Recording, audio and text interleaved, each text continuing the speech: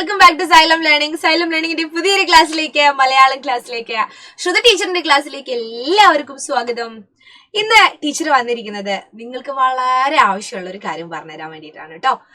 എല്ലാ പരീക്ഷയ്ക്കും, മിക്ക പരീക്ഷയ്ക്കും ചോദിക്കുന്ന ഒരു ചോദ്യമാണ് എന്ത്? നിവേദനം തയ്യാറാക്കാം എന്നുള്ളത്.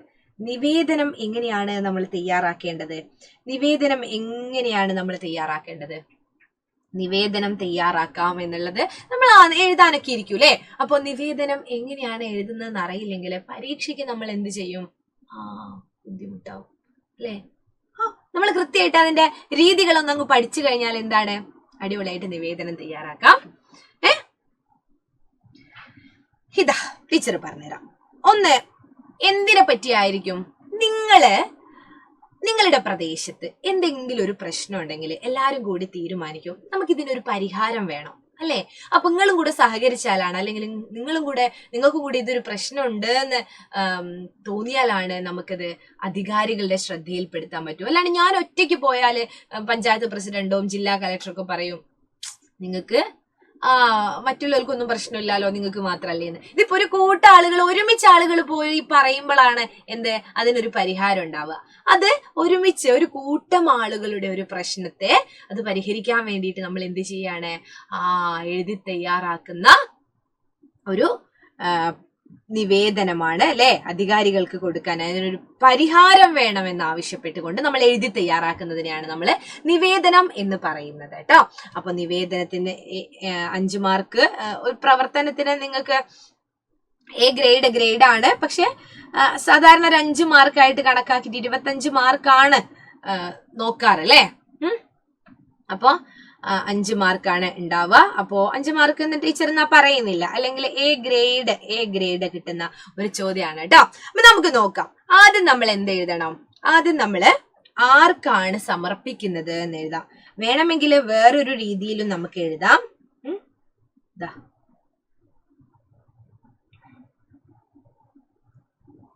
പ്രേഷിതാവ്.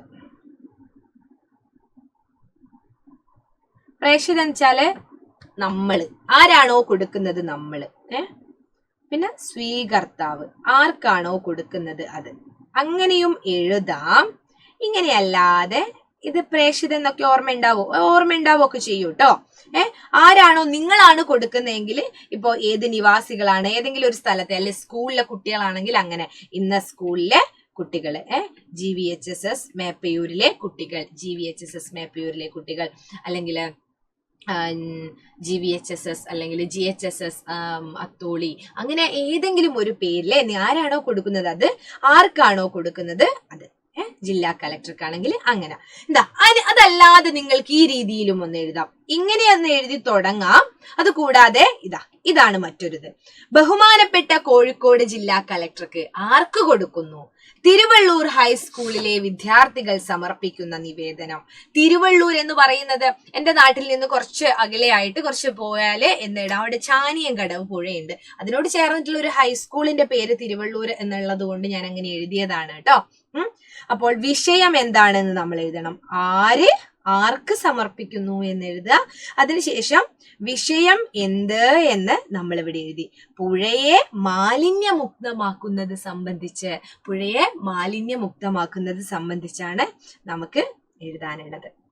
ഓക്കെ, അപ്പോ അതിനെ കുറിച്ചാണ് നമുക്ക് പരാതി പറയാനുള്ളത്. പുഴയെ മാലിന്യമൊക്കെ നിറഞ്ഞു കിടക്കുകയാണ് ആ പുഴ, അതൊന്ന് ശരിയാക്കി തരണം, അല്ലെങ്കിൽ ആ രീതി, അല്ലെങ്കിൽ ഇപ്പോഴുള്ള ആ ഒരു അവസ്ഥയൊന്ന് മാറ്റിത്തരണം എന്ന് നമ്മൾ കളക്ടർക്ക് ഒരു നിവേദനം കൊടുക്കുകയാണ്, എഴുതി തയ്യാറാക്കിയിട്ടാണ് കൊടുക്കുന്നത്. ഇതാണ് ചോദ്യം. സർ, ഞങ്ങളുടെ സ്കൂളിന് സമീപത്തോടുകൂടി ഒരു പുഴ ഒഴുകുന്നുണ്ട്. കുറച്ചു കാലം മുമ്പ് വരെ അതിൽ ശുദ്ധജലമാണ് ഉണ്ടായിരുന്നത്. ഇപ്പോഴതിൽ അറവു മാലിന്യങ്ങളും പ്ലാസ്റ്റിക് മാലിന്യങ്ങളും മറ്റും നിക്ഷേപിക്കുന്നതിനാൽ പുഴയുടെ ഒഴുക്ക് തന്നെ തടസ്സപ്പെട്ടിരിക്കുകയാണ്. ദുർഗന്ധവും വമിക്കുന്നു. ഇതിലെ വെള്ളം കുടിക്കുവാനോ കുളിക്കുവാനോ സാധിക്കുന്നില്ല. ആദ്യം നല്ല രീതിയിൽ കുളിക്കാനും കുടിക്കാനൊക്കെ ഉപയോഗിക്കുന്നതായിരുന്നു.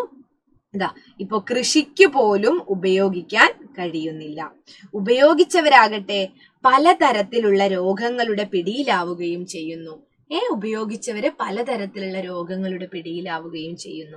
കന്നുകാലികൾക്കും വളർത്തുമൃഗങ്ങൾക്കും രോഗങ്ങൾ പടരുകയാണ്. കന്നുകാലികൾക്കും വളർത്തുമൃഗങ്ങൾക്കും ഒക്കെ രോഗങ്ങൾ പടരുകയാണ് അല്ലെ.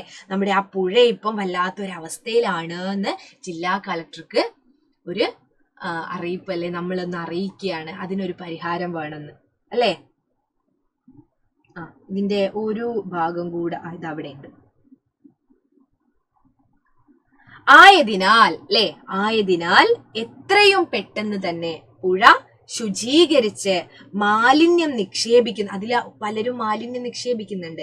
എത്രയും പെട്ടെന്ന് ആ പുഴ ശുചീകരിച്ചിട്ട് എന്ത് ചെയ്യണം, മാലിന്യം നിക്ഷേപിക്കുന്നവർക്ക് എതിരെ വേണ്ട നടപടി, അവർക്കെതിരെ നമ്മൾ നടപടി എടുക്കണം എന്ന് ജില്ലാ കളക്ടറോട് അപേക്ഷിക്കുകയാണ് അല്ലെ.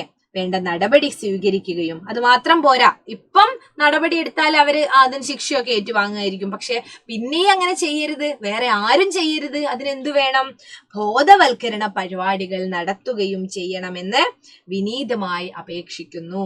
ബോധവൽക്കരണ പരിപാടികൾ നടത്തുകയും ചെയ്യണമെന്ന് വിനീതമായി അപേക്ഷിക്കുന്നു അല്ലെ. ബോധവൽക്കരണ പരിപാടികൾ നടത്തവും വേണമെന്ന് നമ്മൾ അദ്ദേഹത്തോട് പറയാണ് അല്ലെ. അങ്ങനെ എഴുതി തയ്യാറാക്കിയ നിവേദനം. ഇനി ഇതാ, ഞാൻ ആദ്യം സ്കൂളിന്റെ പേര് ഇതായിരുന്നു കൊടുത്തത്. ഇത് പോട്ടെ, ഇനിയിപ്പോ വടകര എന്നങ്ങാൻ കൊടുക്കാം. തിരുവള്ളൂരിന്റെ നിയർ ബൈ അല്ലെങ്കിൽ ഓക്കെ. ഡേറ്റ് നമുക്ക് ഇന്നത്തെ ഡേറ്റോ അല്ലെങ്കിൽ എന്തെങ്കിലും എഴുതല്ലേ ഡേറ്റ്. അതെന്നാണോ നമ്മൾ കൊടുക്കുന്നത് അന്ന്. പിന്നെ ആരാ, എന്ന് തിരുവള്ളൂർ ഹൈസ്കൂൾ വിദ്യാർത്ഥികൾ. ഒരാളല്ല കൊടുക്കുന്നത്, ഒരുപാട് കുട്ടികളുണ്ട്.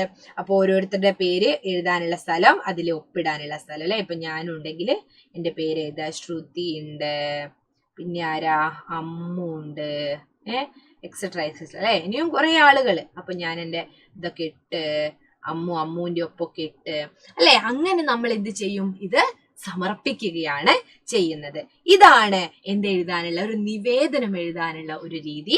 ആദ്യം നമ്മൾ പ്രശ്നത്തെ കുറിച്ച് പറയും, അതിനൊരു പരിഹാരം കാണണമെന്ന് അദ്ദേഹത്തോട് അഭ്യർത്ഥിക്കും. അപ്പൊ ആദ്യം എന്താണ് ചെയ്യേണ്ടത്, സർ എന്നും അഭിസംബോധന ചെയ്തിട്ടാണ് നമ്മൾ തുടങ്ങിയത് അല്ലെ. സർ എന്ന അഭിസംബോധന ചെയ്തിട്ടാണ് നമ്മൾ അത് തുടങ്ങിയത്. അതിനു മുൻപ് ആർക്ക് കൊടുക്കുന്നു, ബഹുമാനപ്പെട്ട കോഴിക്കോട് ജില്ലാ കളക്ടർക്ക്. ആര് സമർപ്പിക്കുന്നു, തിരുവള്ളൂർ ഹൈസ്കൂളിലെ വിദ്യാർത്ഥികൾ. നിങ്ങൾക്ക് നിങ്ങളുടെ സ്കൂളിന്റെ പേരോ അല്ലെങ്കിൽ നിങ്ങൾക്കൊരു ഇമാജിനറി നെയിം ഒക്കെ ഇടാട്ടോ. എന്നിട്ട് വിഷയം കൂടെ കൊടുക്കണം. വിഷയം എന്താ, പുഴയെ മാലിന്യമുക്തമാക്കുന്നത്. ഇപ്പൊ മാലിന്യമൊക്കെ നിറഞ്ഞു കിടക്കാണ്, മാലിന്യമുക്തമാക്കുന്നത് സംബന്ധിച്ച് അതാണ് എഴുതേണ്ടത് കേട്ടോ. ഓക്കെ ആണോ, സെറ്റ് ആണോ? അപ്പൊ നമ്മുടെ വാട്സ്ആപ്പ് കമ്മ്യൂണിറ്റി ഗ്രൂപ്പിലൊന്നും ഇതുവരെ ജോയിൻ ചെയ്യാത്തവരൊക്കെ വേഗം അങ്ങോട്ട് ജോയിൻ ചെയ്യുക. എന്നിട്ട് നമ്മുടെ മാരത്തോണും ലൈവൊക്കെ നടക്കുന്ന സമയത്ത് അതിന്റെ നോട്ട്സ് ഒക്കെ കിട്ടുന്നുണ്ടോ എന്നൊക്കെ ഉറപ്പ് വരുത്തുക. ഫ്രീ ആണല്ലോ ക്ലാസ്. അതുപോലെ സബ്സ്ക്രൈബ് ചെയ്യാത്തവരുണ്ട്, സബ്സ്ക്രൈബ് ചെയ്യണം. ടീച്ചറിന്റെ ക്ലാസ്സിന് ലൈക്കും കമന്റും ഒക്കെ നിങ്ങൾ ഇടണം, മനസ്സിലായിട്ടുണ്ടെങ്കിൽ കേട്ടോ. ഇതുപോലെ ഉപയോഗപ്രദമായിട്ടുള്ള അല്ലെ ഉപകാരപ്രദമായിട്ടുള്ള വീഡിയോസുമായിട്ട് ടീച്ചർ ഇനിയും വരാം. ലൈവ് ക്ലാസ് ഒന്നും കാണാൻ മറക്കരുത്. പിന്നെ നമ്മുടെ ബാച്ചിന്റെ കാര്യം, സൈലത്തിലെ 4ാം ക്ലാസ് മുതൽ നീറ്റ് ജെഇ വരെ നമുക്ക് ആപ്പില് ബാച്ച് ഉണ്ട് കേട്ടോ. അപ്പൊ അതിൽ ജോയിൻ ചെയ്യാനുള്ള നമ്പേഴ്സ് ഒക്കെ ഇതാ ഇതിന്റെ അടിയിലൂടെ ഇങ്ങനെ പോകുന്നുണ്ട്. അപ്പൊ എല്ലാവരും വിളിച്ച് ജോയിൻ ചെയ്യണം. പലപ്പോഴായിട്ട് നമുക്കിങ്ങനെ ഓഫേഴ്സ് ഒക്കെ വരാറുള്ളത് നിങ്ങൾക്ക് അറിയാവുന്നതല്ലേ. അപ്പോൾ അവിടെ നല്ല ഫാക്കൽറ്റീസിന്റെ ക്ലാസ്സുകൾ ഉണ്ടാവും. അതുപോലെ ഓരോ ചാപ്റ്റേഴ്സ് കഴിയുമ്പോൾ യൂണിറ്റ് ടെസ്റ്റ് നടത്തും. പിന്നെന്താണ്, ഡൗട്ട് ക്ലിയറൻസ് സെഷൻ. ഇപ്പൊ യൂട്യൂബിലാവുമ്പോൾ നിങ്ങൾ കമന്റ് ചെയ്യുന്നത് മാത്രമാണ് ഞാൻ കാണുന്നുള്ളൂ, അല്ലെങ്കിൽ അതും കിട്ടില്ല ചിലപ്പോ. പക്ഷെ അവിടെ നിങ്ങളുടെ സംശയങ്ങളൊക്കെ തീർത്തു തരാൻ നല്ല മികച്ച ഫാക്കൽറ്റീസ് ഉണ്ട് കേട്ടോ. അപ്പൊ എല്ലാവരും നമ്മുടെ സൈലം ഫാമിലിയിലേക്ക് കടന്നു വരിക. അപ്പൊ അടുത്ത ക്ലാസ്സിൽ കാണാം. It's me Shruti Vaishakh from Xylem learning. By.